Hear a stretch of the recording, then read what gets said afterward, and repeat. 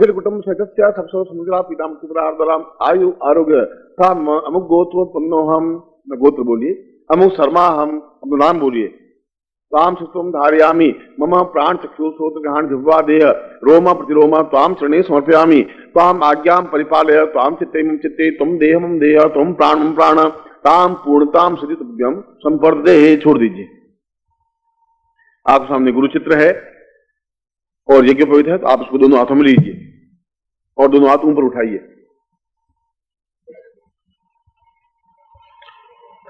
प्रसन्नता के साथ, आनंद के साथ, उल्लास के साथ, ऐसे यूं झुके हुए मुड़े हुए नहीं, ऐसे बिल्कुल सामने और स्पष्ट बैठे। संपूज्य गंधमाला देवी ब्राह्मणा शिवा चैतन्य करुणांगलेशनोकाल मंडला कमला मुकुला सरसा मंजलिम श्याम धारिणाम स्वर्ण पूर्ण कलशम धार्तवा दीर्घा नागान्नाम मंगलम चास्तु पुष्पाणि पांतु सुताम पांतु आयुष्मस्तु ताम्बूलानि पांतु ऐश्वर्यं पांतु आरोग्यमस्तु दीर्घ आयु श्रेय शांति पुष्टि तुष्टि चास्तु शीर्षो विद्याविनयो वित्तम बहुपुत्रम बहुधनम चायसम चार्गम चास्तु कृत्वा सर्वा वेदा यज्ञ क्रिया कणकमान वासवा स्वप्ना प्रवन्ते तमम ओंकार मादिकत्वा समाथवा शीरवचन संगम भगवद्गीताम पुण्यम पुण्यमति भगवती कात्यायनी पिताम भगवती माहेश्वरी पिताम भगवती रिद्धि कृताम भगवती सिद्धि कृताम भगवती तुष्टि कृताम भगवती तुष्टि कृताम सर्वा कुल देवता प्रीतम स्वा ग्राम देवता प्रीतम स्वाष्ट देवता प्रीतम अतास्त प्रवंतिनातास्त प्रवंतिनातास्मिन्कर्ता शत्रु प्राभम या तो समंत गुराणी समंत पापानि समंत देवस्वानि वर्ताम शिवाप संतु शिवार्थ संतु शिवाग्न संतु शिवाहुत संतु शिव गौरी वाहे या श्री रामेन्द्र पाजे धन श्री जातस्य निर्याय सीमयो यतप्यो धातु सिंहसना अमृतत्वम सत्यासा पूर्णताम ताम सौभाग्य पुरुषम मम शिष्यत्व ग्रहे सुख सौभाग्य धन धान्य यश प्रतिष्ठा ऐश्वर्य अभिवर्धय ताम पूर्णताय तुभ्यम संपर्दे। इसको नीचे रख दीजिए, हाथ जोड़िए, गुरु प्रार्थना करिए। गुरु ब्रह्मा गुरु विष्णु गुरुदेवो महेश्वर गुरु साक्षात पर ब्रह्मा तस्मै श्री गुरु चरण कमलेभ्यो नमः। ध्यान मूलं गुरु मूर्तिर्पूजा मूलं गुरु पदम मंत्र मूलं गुरु वाक्यम मोक्ष मूलं गुरु कृपा मूकं करोति वाचालं पंगु उल्लंघयते गिरिं यत्कृपातु वंदे परमानंद महात्मम। गुरु मंत्रम विद्यातः। दाहिना हाथ सिर के ऊपर रखिए, राइट हैंड उस साइड का हाथ, बाएं हाथ हृदय पर रखिए। मेरे साथ बोलेंगे, बोलिए ओम परम तत्वाय नारायणाय गुरुभ्यो नमः। ओम परम तत्वाय नारायणाय गुरुभ्यो नमः। ओम परम तत्वाय नारायणाय गुरुभ्यो नमः।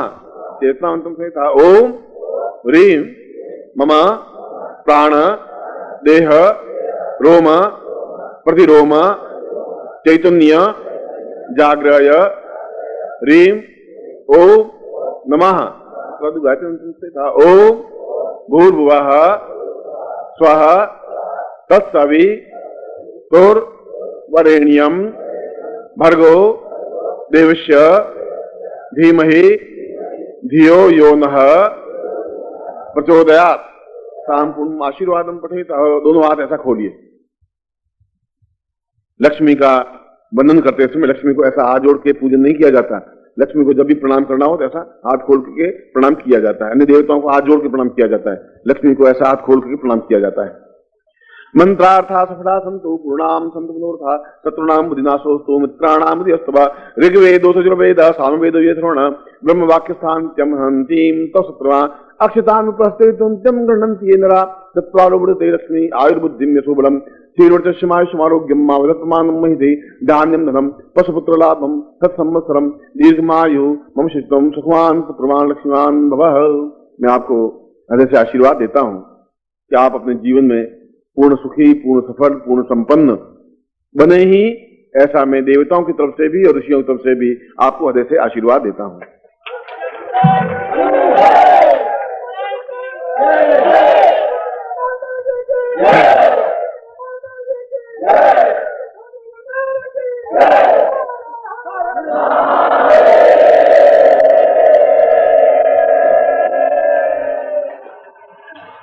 तब मैं विशेष दीक्षा क्रम प्रारंभ कर रहा हूं। जिन्होंने भी अपनी काम्य भावना से जो दीक्षा प्राप्त कर रहे हैं, और कई लोगों को दीक्षा देने के बाद इन 3-4 दिनों में लाभ हुआ है। वे आज 4-5 लोग आए भी थे, बैठे भी हैं कि हम कुछ बोलना चाहते थे माइक पर, मगर समय कम है। कल सुबह समय मिला तो मैं उनको आपके सामने प्रस्तुत करूंगा। जो 3 दिन पहले दीक्षा ली थी, जो उनमें चेंज आया, परिवर्तन आया है, अनुकूलता आई है। मगर यह तो एक मंत्रों की विशेषता है, ऋषियों की विशेषता है, देवताओं की विशेषता है। मंत्राधीनास्य देवता ते सर्वे ब्राह्मणाधीनाम तस्मात् ब्राह्मण देवता। ब्राह्मण मीन्स जो ब्रह्म को जानता है वह गुरु है, और वे मंत्रों के अधीन देवता भी उस गुरु के, ब्राह्मण के अधीन होते हैं। उस दृष्टि से मैं उनका एक प्रतिनिधि बन करके आपको हृदय से आशीर्वाद दिया है और पुनः एक बार आशीर्वाद देता हूं। परम पूज्य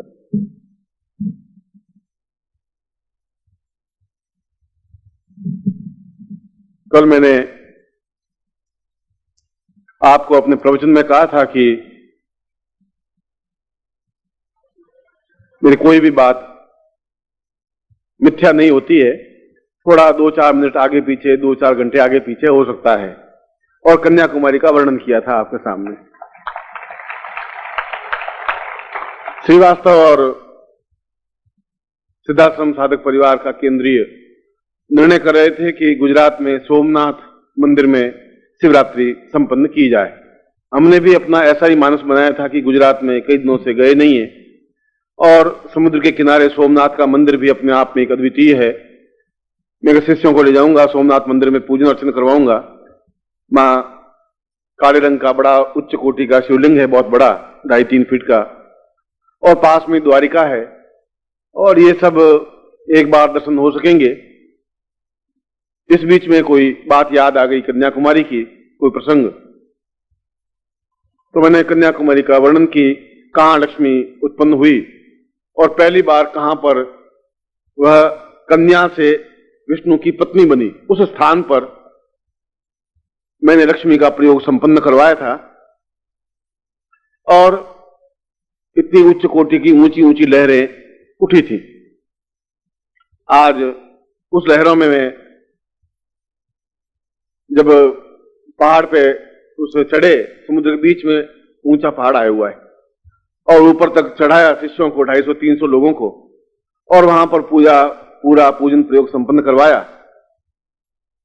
मगर जब वापिस उतर रहे थे, समुद्र बहुत विकराल हो गया, बहुत तेजस्वी, और बहुत तेजी से लहरें उठने लगी। वो लहरें तो थी, मगर फिर भी 40-40 फुट की लहरें तो थी। वो लहर तो मैंने खैर उठाई थी, वो वहां ऊपर तक पहुंचने के लिए, और ऐसी 20-30-40 फुट आई थी। और उसमें जब वापिस किनारे पर आने लगे तो बीच में 40 फुट का फासला था पहाड़ से और किनारे पर, और लहरें इतनी तेज, क्रुद्ध समुद्र बन गया कि जाने के लिए कोई रास्ता ही नहीं बचा। वहां के जो मछुआरे थे वे भी घबरा रहे थे उसमें कि, और उन्हें बुढ़े भी शिष्य थे, बुढ़ियाएं भी थी, बालिकाएं भी थी, बच्चे भी थे, जवान भी थे, वृद्ध भी थे, कुछ गुजरात के मोटे लोग भी थे। और बड़ा मेरे लिए एक धर्म संकट हो गया कि अगर समुद्र में डूब गए तो मर जाएंगे हम, और कहें गुरु जी के साथ में गए और खत्म हो गए। उस पार मछुआरों को चीख चीख के बोला, भाई तुम 10-10 रुपए ले लो, इनको पार पहुंचा दो कि हम इस समुद्र में नहीं आएंगे। मैंने कहा चलो कोई बात नहीं, समुद्र जो कुछ होगा देख लेंगे समुद्र को। अब समुद्र के हमारे बीच की लड़ाई है, जो कुछ होगा निपट लेंगे हम। यहां से काफी कोशिश से तो कल हाथ उठाए थे वो थे, मगर उन लोगों को पकड़ पकड़ के किनारे पर ले गए। निर्मोही जी भी थे, मुझे याद आया, और निर्मोही जी को ले गए तो निर्मोही जी की धोती समुद्र में चली गई, चश्मा भी चला गया। ये बैठे निर्मोही जी, और पूरे कच्छा सा पहने हुए, बड़े मुश्किल से उड़े। ये तुम अब किनारे पर खड़े तो हो, जो देखा जाएगा तो देखा जाएगा। ऐसे कई किन की साड़ियां चली गई, किन की धोतियां चली गई। अब समुद्र तो समुद्र था, और पूरे आदिवासी बनकर के किनारे पे आके खड़े हो गए।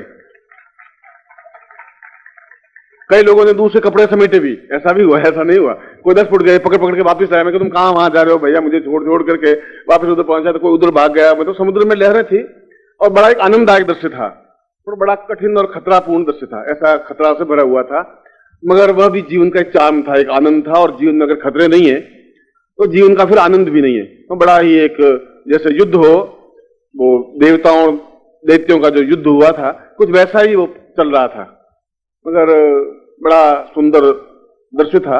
और फिर गोवर्धन ने ऐसा चिंतन जब सुना तो बाद में निश्चय किया कि इन्होंने गुरु पूर्णिमा अपने बेंगलोर में मनाई थी 3 साल पहले, अपन सब लोग गए थे। तो उनका मानस हुआ कि रामेश्वरम में इस प्रकार का एक शिविर किया जाए और ये सारा खर्चा जो कुछ भी होगा मैं अपने आप अपने कंधों पे उठाऊंगा, मगर शिष्यों को वापस आनंद प्राप्त हो।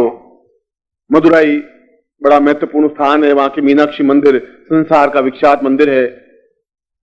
रामेश्वरम है जहां भगवान शिव ने लंका पर विजय प्राप्त करने से पहले पूजन की थी। वहां पर बालू का शिवलिंग बना हुआ, हर एक को दर्शन तो होते नहीं है, मगर ऐसा भी दर्शन आपको होगा। फिर वहां से 150-200 किलोमीटर दूर कन्याकुमारी स्थान है, वह भी अपने आप में जैसा कल मैंने वर्णन किया था। तो ये तो फरवरी की बात है। जो कुछ भी अगर उन्होंने आयोजन सोचा है तो बड़ा एक चिंतनपूर्ण निर्णय है और एक बहुत सुंदर दृश्य प्राप्त हो सकेगा। भगवान शिव के चरणों में हम कुछ क्षणों पर बैठ सकेंगे और वापस एक बार आनंद ले सकेंगे। मैं गोवर्धन को उसके निश्चय की दृढ़ता पर, जो दृढ़ बना रहे 2-3 महीने और विचलित नहीं हो, मैं आप सबको हृदय से आशीर्वाद देता हूं। सोमनाथ के मंदिर का फिर कभी, क्योंकि अभी हमने हरिद्वार में शिवरात्रि मनाई थी, उज्जैन में मनाई थी पिछली बार, उससे पहले बनारस में मनाई थी। तो जहां जहां भगवान शिव के ज्योतिर्लिंग है, 12 ज्योतिर्लिंग है, उन ज्योतिर्लिंगों पर हम इस प्रकार से इसलिए करते हैं कि भगवान के दर्शन भी हो सके, आपको यात्राएं भी हो सके और जीवन का एक आनंद प्राप्त कर सके। और वहां की भौगोलिक और वास्तविक पौराणिक स्थिति कि क्या, कहां देवताओं दानवों का युद्ध हुआ था, कहां पर समुद्र मंथन हुआ था, कहां लक्ष्मी प्रकट हुई थी, लक्ष्मी प्रकट होने पर कहां खड़ी हुई थी, इनका विष्णु के साथ विवाह कहां हुआ था, ये सारे स्थितियां तो उन पंडितों को भी मालूम नहीं है, वहां के लोगों को, मगर उन स्थानों को उनके बारे में विवरण वर्णन दिया था। जब उज्जैन में बताया कि ये महाकाल का तो मंदिर ही नहीं है, ये तो तंत्रेश्वर मंदिर है और यहाँ तंत्रेश्वर ही स्थापित थे, बाद में इसको महाकाल नाम दिया गया। तो वहां के लोगों को भी बाद में ज्ञात हुआ और फिर वहां के पंडितों ने इस बात को स्वीकार किया कि वास्तव में गुरुदेव ने जो कहा है वो अपने आप में प्रामाणिक और सही है। इसी प्रकार से वो रामेश्वरम मंदिर भी और रामेश्वरम का स्थान भी, जहां पर समस्त तीर्थों के कूप हैं, 52 कुएं हैं जहां से स्नान किया जाता है। और फिर बालू का, अभी तो उसके ऊपर चांदी का ढक्कन दे देते हैं, उसके ऊपर पूजन करते हैं, मगर भगवान राम ने जिन बालू से शिवलिंग बनाया था उसके भी मैं आपको दर्शन करवाऊंगा। आगे तो प्रभु का जैसा विधान है जैसा ही हो पाएगा। कल पूर्णाहुति हुए और हम करीब 1 बजे के आसपास पूर्णाहुति संपन्न करेंगे। और पूर्णाहुति के भाग्य में थोड़ा दुर्भाग्य लिखा हुआ है। पूर्णाहुति के दुर्भाग्य यही लिखा हुआ है कि हम पूर्णाहुति को समझते ही नहीं है, इसलिए हम केवल अग्नि को प्रज्वलित करके और उसमें आहुति दे देते हैं। आप चाहे 7 दिन साधना करें, चाहे 40 दिन साधना करें, चाहे 40 साल साधना करें, जब तक आप पूर्णाहुति नहीं करेंगे तब तक आपकी साधना सफल होती ही नहीं है। पूर्णाहुति का मतलब है कि जो कुछ मैंने किया वो फल मुझे मिले और जो कुछ मैंने किया है वो देवताओं तक पहुंचे। देवताओं तक पहुंचाने का कार्य अग्नि के माध्यम से संभव है। अग्नि एक ऐसा देवता है, उसको अव्यवाहन कहा गया है। अव्यवाहन का मतलब है जो कुछ हम चाहते हैं वह संदेश उन तथ्यों, उन वस्तुओं के माध्यम से उन देवताओं तक पहुंचाएं, चाहे कुबेर है, चाहे लक्ष्मी है, चाहे कोई भी है, और देवताओं से वापस आशीर्वाद आपको प्राप्त हो, वह एक क्रम। इसीलिए अग्नि को हमने एक महत्वपूर्ण देवता माना है, प्रत्यक्ष देवता माना है, और उसके माध्यम से हम अपने जो कुछ काम किए हैं वह उनको देते हैं, समर्पित नहीं करते हैं। हम कहते हैं कि हे अव्यवाहन, हे अग्नि, हे वरदा, क्योंकि कौन सी अग्नि स्थापन होगी वह तो एक विद्वानों के चिंतन का विषय होता है। एक घर में रोटी पकाने के लिए भी अग्नि प्रज्वलित हुई, वो भी अग्नि है।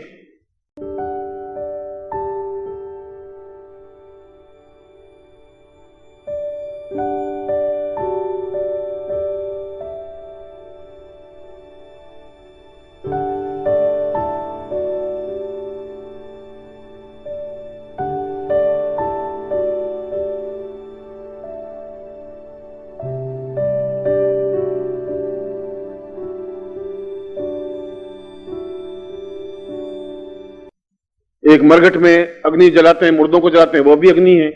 उस अग्नि का नाम अलग है, उस अग्नि के नाम से बुलाया जाता है। सब जगह एक ही प्रकार की अग्नि नहीं होती। पेट में अग्नि है जठराग्नि, उसको जठराग्नि कहते हैं, जिससे कि आपका अन्न पचता है। इसी प्रकार से यज्ञ में एक दूसरे प्रकार की अग्नि होती है जिसको वरदा अग्नि कहते हैं।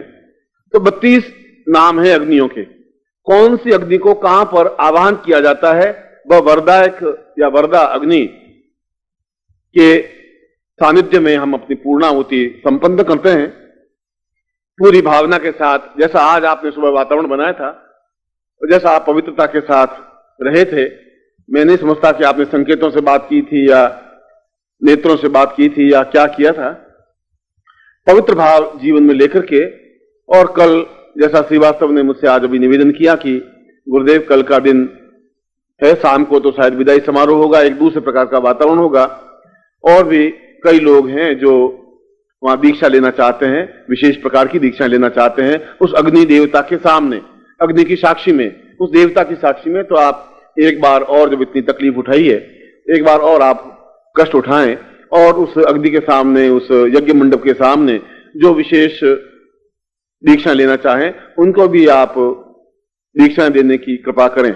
मैंने उनको कल मना कर दिया था कि आज शाम तो जो दीक्षा दे दी वो दे दी है, क्योंकि दूसरी बात उसने कही थी, कहीं इसने पढ़ा था कि एक विशेष प्रकार की दीक्षा होती है जिसको शक्तिपात कुंडली जागरण नहीं, शक्तिपात दीक्षा होती है। शक्तिपात का तात्पर्य है कि हमारे पूरे शरीर में शक्ति का संचरण हो, और शक्ति तो सभी प्रकार की शक्ति, बल, बुद्धि, साहस, कर्मठता, योग्यता, पूर्णता, सफलता, श्रेष्ठता, पुत्र, यानी जो कुछ भी हम उस प्रकार की एक प्रज्वलित पूरा एक चैतन्य, उस प्रकार की समस्त शिष्यों को आप दीक्षा दें, समस्त शिष्य उससे एक आरोपित हों, और जिस प्रकार से अग्नि एकदम स्फुलिंग होती है, ज्वलनशील, उसके पास कोई जाने की हिम्मत नहीं कर पाता, डरता है, ठीक उसी प्रकार इन शिष्यों का भी एक स्फुलिंग की तरह व्यक्तित्व बने, और कोई उनके पास उनकी अपमान करने के लिए या उनकी आंख से आंख मिलाने की हिम्मत नहीं कर सके। ऐसा शक्तिपात दीक्षा उन सब शिष्यों को दे, जिससे कि वो शक्ति युक्त बनकर के फिर पूर्णाहुति संपन्न करें। ऐसा मैंने कहीं पढ़ा है। मैं उस श्रीवास्तव की बात को समझता हूं। ये अग्नि पुराण में ऐसा चिंतन है, और अग्नि पुराण में कहा गया है कि तब तक पूर्णाहुति संपन्न नहीं होती जब तक व्यक्ति स्वयं अग्नि स्वरूप नहीं बन जाता। अग्नि भी अपने आप में पूर्ण देवता है, और देवता ही है। बाकी देवता तो गोपनीय है, दिखाई नहीं देते, विष्णु दिखाई दे या ब्रह्मा दिखाई दे या नहीं दे, पर सूर्य और अग्नि और चंद्रमा तो साक्षात देवता हैं जो हमारे सामने स्थापित हैं। और सूर्य चंद्रमा हमारी वस्तु को ले जा नहीं पाते, हम जो कुछ दें वो नहीं ले जा पाते, अभी वाहन नहीं है, ले जाने की क्षमता उनमें नहीं है। अग्नि को तो जो दें वह ले जाने की क्षमता रखता है, मगर उसके लिए अग्नि पुराण में उल्लेख है कि पहले भी जो साधनाएं करते थे वो पूर्ण रूप से उस अग्नि में समर्पित वस्तु समर्पित करने, पूर्णाहुति समर्पित करने से पहले स्वयं स्फुलिंग बनते थे, चैतन्य बनते थे, दिव्य बनते थे, दीप्त बनते थे। गुरु उनको एकदम सारे शरीर से जो लपट निकल रही हो, एक ऐसी आग का स्फुलिंग बन जाता था कि समान धर्मी बन जाते थे वह आग की लपट। और वह शिष्य या साधक, चाहे ऋषि, चाहे मुनि, चाहे योगी, चाहे यति, चाहे सन्यासी, सिद्धाश्रम जैसे स्थान पर भी जब उनको अब भी साधना संपन्न करते हैं तो संपन्नता के बाद में वे स्वयं अपने आप को अग्निमय बनाते हैं। ऐसा लगता है कि शरीर से अग्नि ज्वालाएं निकल रही हो दूर से देखने पर, और वह अपने आप में इतना चैतन्य बन जाता है कि उसके जीवन में कोई पाप फिर रह ही नहीं सकता, किसी प्रकार न्यूनता फिर रह ही नहीं सकती। ऐसा आप कोई इनको अग्निस्फुलिंग बना करके, जैसे ऋषि मुनि, विश्वामित्र, वशिष्ठ या सिद्धाश्रम के योगी उस आहुति को समर्पित करते हैं, ऐसी आप इनको अग्निस्फुलिंग दीक्षा दें या चैतन्य दीक्षा दें, अग्नि दीक्षा दें, जिससे कि उसी प्रकार से अग्नि स्वरूपा बन करके वह पूर्णाहुति संपन्न कर सके। और इसके अलावा भी जिन जिन की जो भावनाएं हैं, जो कुछ रह गया है, वे भी उस प्रकार की दीक्षाएं प्राप्त करना चाहते हैं, आप इस प्रकार की अनुकंपा करें।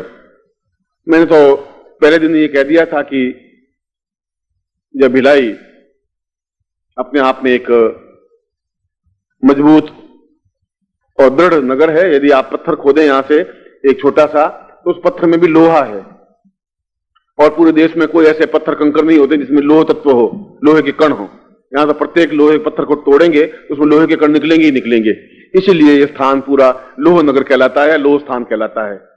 और यहां पर तो आदमी वज्र की तरह, लोहे की तरह बने, ऐसा ही। तो कल मैं जब इतने अनुरोध जीवन भर स्वीकार करता ही रहा हूं, तो ये भी मैं उनका अनुरोध स्वीकार करूंगा कि कल मैं विशेष दीक्षाएं दूंगा। और अग्निस्फुलिंग दीक्षा जो प्रत्येक शिष्य को, जैसे आज आपने मनोकामना सिद्धि दीक्षा ली है, और ये महत्वपूर्ण दीक्षा है या महत्वपूर्ण प्रयोग है, कल वो प्रयोग नहीं है, अपने आप में दीक्षा है। उस दीक्षा को मैं संपन्न करवाऊंगा। फिर मैं विशेष मंत्रों के माध्यम से, जैसे कि आप जो दें वह अग्नि स्वीकार करे आपके सामने, और फिर अग्नि उसको उस संबंधित देवता के पास जाकर के समर्पित करे आपकी तरफ से, और वहां से वरदान या पूर्ण आशीर्वाद देकर के आपको वापस प्रदान करे। इस प्रकार से पूर्ण एक क्रम पूर्णावती के माध्यम से मैं संपन्न करूंगा। और यह भी, मैं फोटोग्राफर बैठे हैं, आप सब लोग हैं, यदि कल मैं उन मंत्रों का भी प्रयोग करूंगा जिन मंत्रों के माध्यम से अग्नि स्वयं अपने आप में जो आपका इष्ट है उस रूप में दिखाई देगी, ऐसा ही मैं प्रयोग करूंगा। आप तो खींच लें, और अग्नि का फोटो खींचने पर आपको ऐसा लगेगा जैसे उसमें साक्षात लक्ष्मी है, या जिन जिन मंत्रों का उच्चारण करेंगे वह अपने आप में दिखाई देगी ही, और आपके नेत्रों के माध्यम से दिखाई देगी। इसलिए कल 12 बजे या 1 बजे जो भी अच्छा मुहूर्त होगा, मगर 12 से 1 बजे बीच में मुहूर्त आता ही है, 12:35 से तो आता ही है, या जो भी सही मुहूर्त होगा उस मुहूर्त में मैं उस आपको वह दीक्षा भी दूंगा, अग्निस्फुलिंग दीक्षा, और फिर विशेष दीक्षाएं भी संपन्न करूंगा, और पूर्णाहुति भी संपन्न करूंगा। फिर आरती कार्य संपन्न होगा।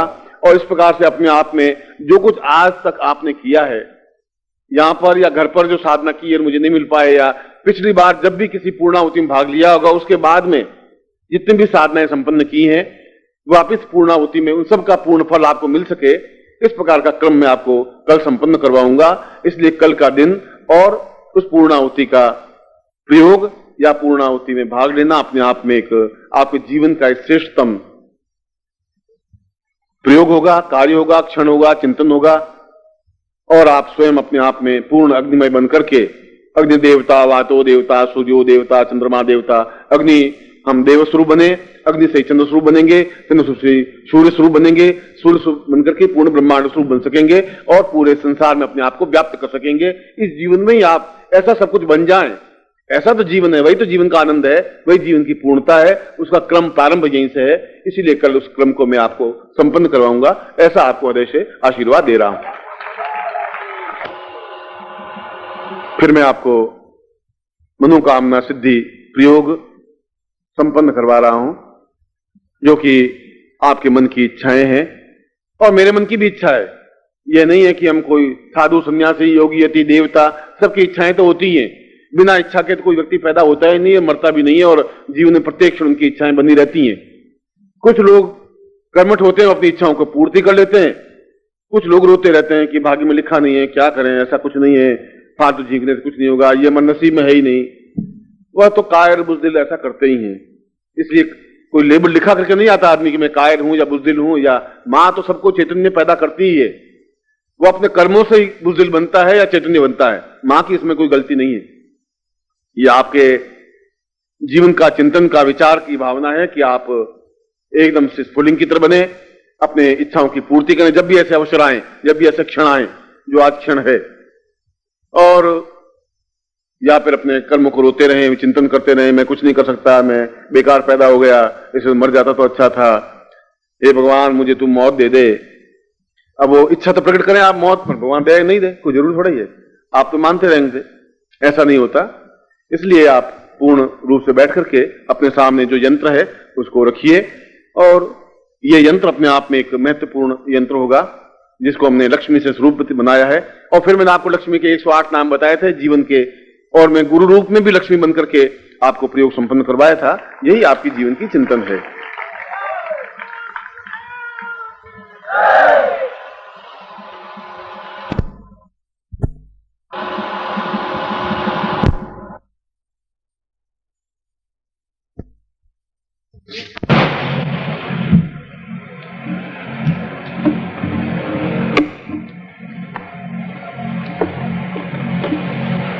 आज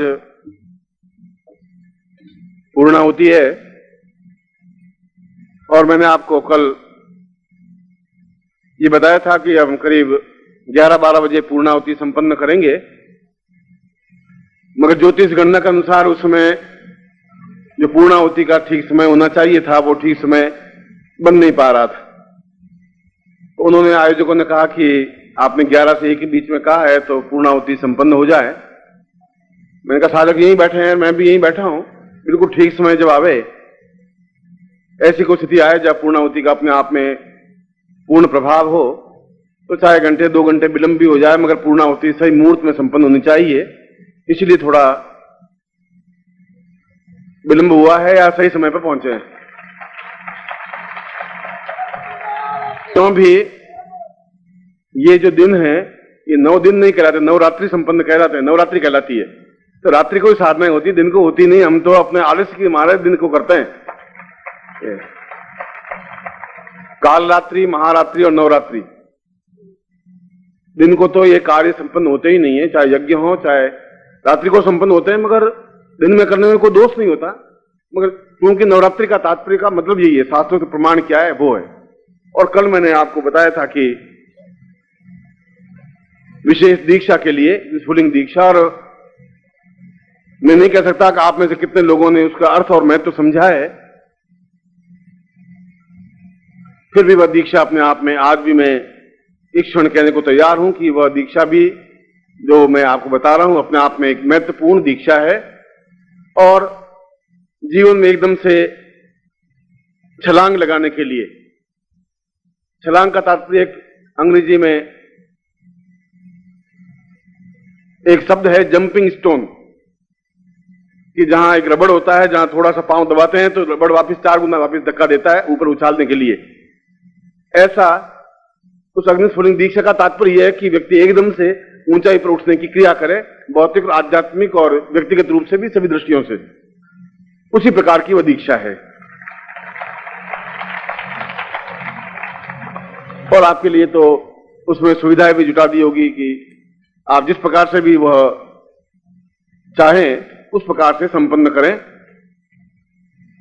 और उसके बाद पूर्णाहुति कार्यक्रम है, विशेष दीक्षा का कार्यक्रम है, और जो मुझे बातचीत कहनी है वह कहनी है। सबसे पहले तो मैं उस दीक्षा कार्य को संपन्न कर लेता हूं। आप में से जिनके पास माला और फल जो भी है अपने सामने रखें, मैं उस प्रयोग को संपन्न करवा रहा हूं।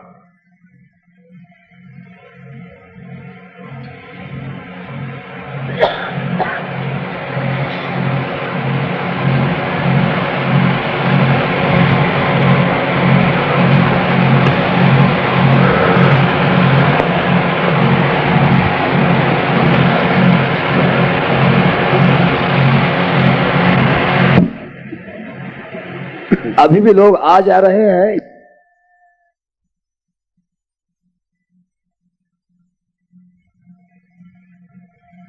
सीधे बैठ जाएं और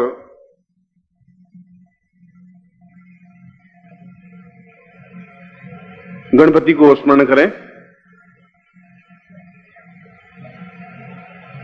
वक्रदंत रूपाय लंबोदराय रिद्धिपति सूर्य प्रभेश्वराय मातंग रूपम वराम मैतन्विदावम गणपत्य रूपम कार्यम प्रधान्यम श्रीमन्महागणाधिपते नमः। लक्ष्मी नारायणाभ्यां नमः, उमा महेश्वराभ्यां नमः, सचिवृंद्राभ्यां नमः, मात्र पितृचरण कमलेभ्यो नमः, इष्ट देवताभ्यो नमः, कुल देवताभ्यो नमः, ग्राम देवताभ्यो नमः, स्थान देवताभ्यो नमः, वास्तुदेवताभ्यो नमः, वाणी हृणगर्भाभ्यां नमः, सचिवृंद्राभ्यां नमः, सर्वेभ्यो देवेभ्यो नमः, सर्वेभ्यो ब्राह्मणेभ्यो नमो नमः। तत्रादुवाम संकल्पम कुर्यात्।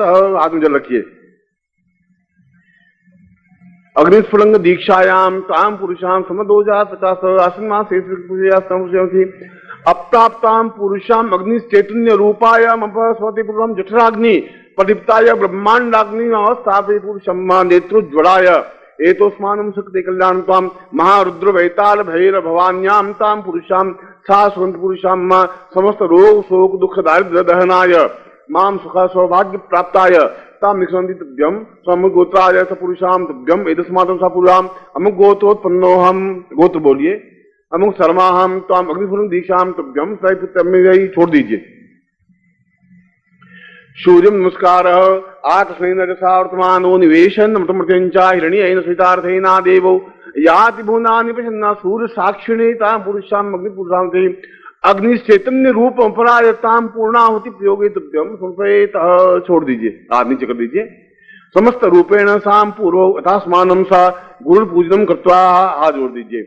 नेत्रोज्वलाम वदनाय प्रौस्वराय रुद्राय रूपम अपराय महितान्वि रूपाम गुरुर्वै सदाम पूर्णमदैवतायाम अग्निस्फुलंग रूपाम परम एवं पूर्वाम सा अग्निस्वरूपयाम स्वयं क्रोध स्वरूपाय दुर्वासाम पूर्वासा चैतन्य स्वरूपाय माम पुरुषाम गुरु चरणयोः समर्पयामि त्वां मम पितुम मातरम सक्षम न भ्रातरम बंधुम च पुरुषम सुख मम सौभाग्य मम दिव्यता पुरुषम कीर्तिम यशम सम्मानता पुरुषम एतस्मानं सा गुरुर्वै साम पूर्व रुद्र रूपाय चैतन्य रूपाय ब्रह्म रूपाय विष्णु रूपाय रुद्र रूपाय कापालिनी रूपाय काली रूपाय चंद्र रूपाय भैरव रूपाय भद्राय रूपाय कालिन से पूर्व कालिनी रूपाय लक्ष्मी रूपाय लक्ष्मी स्वरूपाय सचन स्वरूपाय कुबेराय वैश्रणाय ताम पूर्व उतास्मानम मम ब्रह्म स्वरूपाय सा गुरुर्वैशाम प्रणम्यम तुभ्यम मम शरीरम प्राणम मनः चेतनाम ताम चरणे समर्पयामि नमः। गुरुर्ब्रह्मा गुरुर्विष्णु गुरुर्देवो महेश्वरः गुरु साक्षात् परब्रह्म तस्मै श्री गुरु चरणकमलेभ्यो नमः। ताम मम ताम शिष्यत्वम मम नास्ति मंत्रम न तंत्रम न योगम न ध्यानम न चिंत्यम न विचिंत्यम न रोगम मम शोकम मम दुखम मम दारिद्र्यम मम ताम स्थूल देहाय मम न जानन्ति न ज्ञानान्ति न स्वाज्ञान्ति न योगान्ति न पुत्रान्ति भवति मम न पितु न माता न भ्राता न सखा न पत्नी न पुत्र मा अहम एकाल्यां पुरुषां त्वाम एतन्मात्रतः त्वाम अग्निस्फुलिंगाय त्वाम शरणे समर्पयामि न पूर्ण सिद्धि प्राप्ताय तुभ्यं समर्पयेत। तम तथा दु आम पुरुषाम विशेष दीक्षायाम ते अग्निस्फुलिंग दीक्षायाम अग्निस्वरूपाय मम रोग शोक निवृत्ताय मम दुख दारिद्र्य निवृत्ताय मम क्लेश कष्ट निवृत्ताय मम पूर्ण चैतन्य रूपाय मम कुंडलिनी जागरण रूपाय मम देह चैतन्य रूपाय मम प्राण चैतन्य रूपाय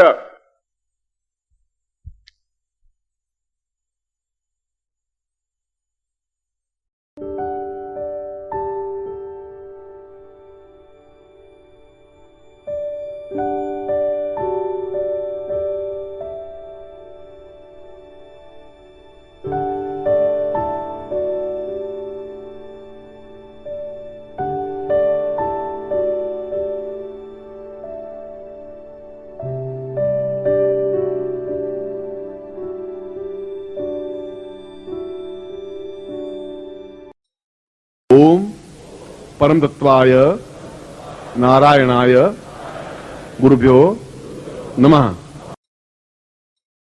ओम ह्रीं मम प्राण देह रोम प्रतिरोम चैतन्य जाग्रय ह्रीं ओम नमः। ओम भूर्भुवः स्वः तत्सवितुर्वरेण्यं भर्गो देवस्य धीमहि धियो यो नः प्रचोदयात्।